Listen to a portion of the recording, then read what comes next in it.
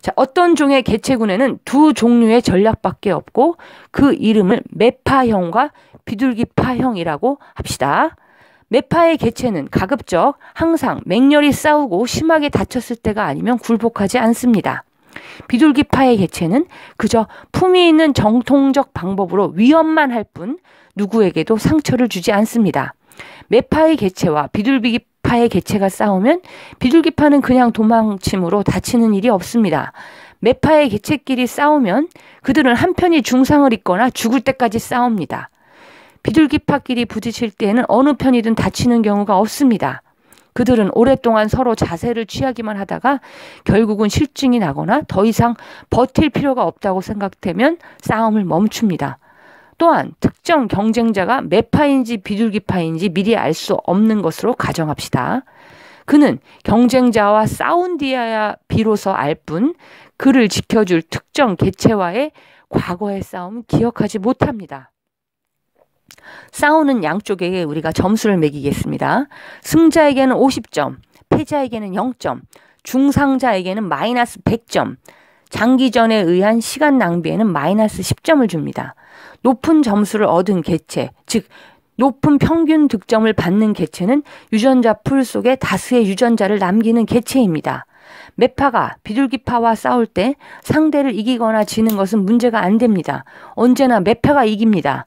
우리가 알고 싶은 것은 매파형 전략과 비둘기파형 전략 중 어느 것이 진화적으로 안정된 전략, 즉 ESS인가 하는 것입니다. ESS인 쪽이 진화합니다. 전원이 비둘기파인 개체군이 있다고 합시다. 그들은 싸워도 다치지 않습니다. 어느 쪽이든 기가 죽으면 결판이 납니다. 비둘기파의 개체는 모두 다툼의 반은 이기고 반은 지는 것으로 기대할 수 있습니다. 따라서 평균 득점은 플러스 15점입니다. 그런데 이 개체군에 매파형의 돌연변이가 나타났다고 합시다. 매파는 비둘기파를 이기므로 매파의 유전자는 개체군 내에 급속히 퍼집니다. 매파 개체군의 경우 평균은 마이너스 25점입니다. 여기에 비둘기파가 나타나면 모든 싸움에서 패하지만 부상당하지는 않으므로 0점이 됩니다. 따라서 비둘기파의 유전자가 이 개체군 내에 급속히 퍼집니다. 이 이야기대로 된다면 개체군 내에 끊임없는 변동이 있는 것처럼 생각될 수 있습니다. 매파의 유전자는 압승하여 우세를 점하고 그 결과 대다수가 매파로 변하지만 오히려 비둘기파의 유전자는 그 수를 늘려갑니다. 하지만 비둘기파가 많아지면 다시 매파의 유전자가 성하기 시작합니다. 이런 방식으로 진행될 것 같지만 이와 같은 변동이 일어날 필요는 없습니다. 어디에나 매파와 비둘기파의 안정된 비율이 존재합니다. 매파 대 비둘기파의 비는 7대 5입니다. 매파와 비둘기파의 모델을 발전시킬 수 있는 하나의 방법은 전략을 추가하는 것입니다. 보복파 전략을 추가합니다. 보복파는 모든 싸움에서 처음에는 비둘기파처럼 행동합니다. 즉 매파처럼 철저하게 심한 공격을 하지 않고 전통적인 위협 시합을 합니다. 그러나 상대가 공격하면 보복합니다.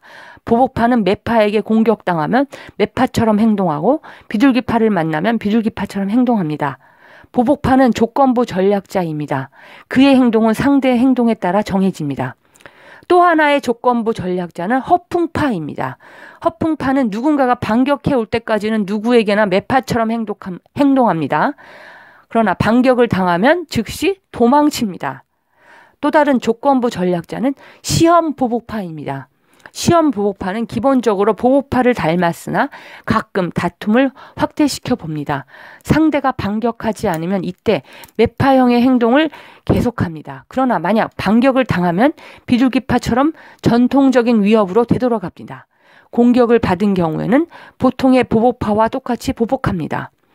컴퓨터 시뮬레이션으로 5개의 전략자를 서로 자유롭게 행동하도록 놔두면 보복파만이 진화적으로 안정됨을 알 수 있습니다. 시험 보복파는 거의 안정적입니다. 비둘기파는 매파와 허풍파의 침입을 허락하므로 안정이 안 됩니다. 매파도 비둘기파와 허풍파의 침입을 허용하므로 안정적이지 못합니다. 보복파의 개체군은 보복파 자신보다 잘하는 전략이 다른 것에 없으므로 어느 전략에도 지지 않습니다. 자, 그러면 지구전을 한번 살펴볼까요? 이는 위험한 싸움을 결코 하지 않는 종과 부상 같은 것은 있을 수도 없는 갑옷으로 덮인 종에서 볼 수 있습니다. 다툼은 항상 어느 편이든 물러서는 것으로 끝납니다. 이기기 위해 해야 하는 것은 상대가 등을 돌릴 때까지 자기 진지에 버티고 서서 적을 노려보는 것입니다. 위협하기 위해 무한대의 시간을 쓸 정도로 여유 있는 동물은 없습니다. 지구전에서는 포기하려고 하는 눈치를 상대가 느끼지 않도록 하는 것이 무엇보다 중요합니다. 그리하여 무표정한 얼굴, 즉 포커 페이스가 진화해가는 것입니다. 여기서 거짓말도 진화하기 시작합니다. 지구전에서는 거짓말을 하는 것이 진실을 말하는 것보다 진화적으로 안정된 전략이라고 할 수 없습니다. 무표정한 얼굴은 진화적으로 안정적입니다. 결국 항복한다 해도 그것은 돌발적이고 예측 불가능해야 합니다. 우리는 경쟁자끼리의 싸움에 있어 전략 이외의 모든 것은 똑같다고 가정했습니다.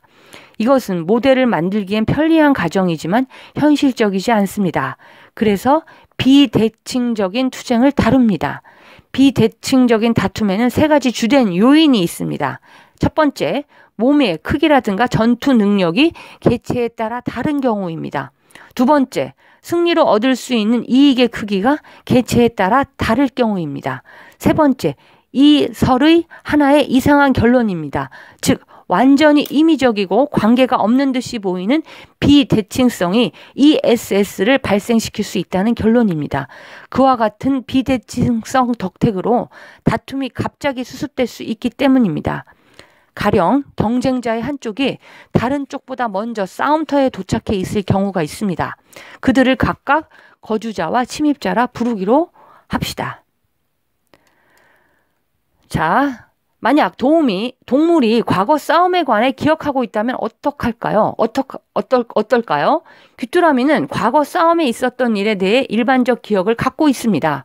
최근 많은 싸움에서 승리한 귀뚜라미는 매파적으로 됩니다. 반면 계속 지기만 한 귀뚜라미는 비둘기파적으로 됩니다. 이전에 맞부딪힌 일이 없는 한때의 닭을 서로 맞세워 놓으면 대부분은 계속해서 싸움을 합니다. 그러나 시간이 지나면 결국 싸움은 약해지는데 이와 같이 되는 이유는 서로 다른 개체에 대한 자기의 지위를 배우기 때문입니다. 이는 집단 전체에게 좋은 것입니다. 순위가 정해져 있어 심한 싸움이 거의 일어나지 않는 닭의 집단에서는 끊임없이 구성원이 바뀌어 항상 싸움이 일어나는 집단보다 산란율이 훨씬 높습니다. 사자가 사자를 잡아먹지 않는 것은 그것이 그들에겐 ESS가 아니기 때문입니다. 동종끼리 서로 잡아먹기 전략은 매파형 전략과 같은 이유로 불안정합니다. 또 보복의 위험도 너무 큽니다. 이것은 다른 종 간의 다툼에는 별로 해당되지 않는 것으로 보입니다. 먹이가 되는 동물이 보복을 하지 않고 도망치는 것은 그 때문입니다. 다른 종의 두 개체 간의 상호작용에 있어 같은 종의 구성원보다 큰 비대칭이 조립되어 있다고 하는 사실에 근거합니다. 서로 간의 다툼에서 큰 비대칭이 있을 때의 ESS는 항상 그 비대칭에 의존하는 조건부 전략으로 되는 것 같습니다. 다윈 이래의 진화론에서 ESS 개념의 창안을 가장 중요한 진보의 하나로 봐야 할 것 같습니다. 이 개념은 이권 충돌이 있는 곳이라면 어디나 적용될 수 있습니다. ESS 개념이야말로 독립된 이기적 단위의 집합이 어떻게 해서 단일 조직화된 전체를 담게 되는가를 비로소 분명히 가르쳐 줄 것입니다. 유전자는 고립 상태에서 우수한 것이 아니라 유전자 풀 내의 다른 유전자를 배경으로 해서 일할 때 우수한 것이면 선택됩니다.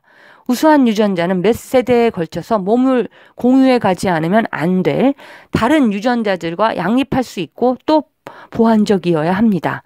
식물을 잘게 씹는 이빨의 유전자는 초식동물의 유전자 풀 내에서는 우수한 유전자지만 육식동물의 유전자 풀 내에서는 나쁜 유전자입니다. 유전자 풀은 유전자의 장기적인 환경입니다. 우수한 유전자란 맹목적으로 선택되어 유전자 풀에서 살아남은 것입니다. 유전자가 우수하다는 것은 우선 유능한 생존기계, 즉 몸을 만드는 능력입니다. 이제는 이 진술에 단서를 달지 않을 수 없습니다. 유전자 풀은 하나의 진화적으로 안정된 유전자 세트입니다. 어떤 새로운 유전자에 의해서도 침입될 수 없는 유전자 풀로 정의됩니다.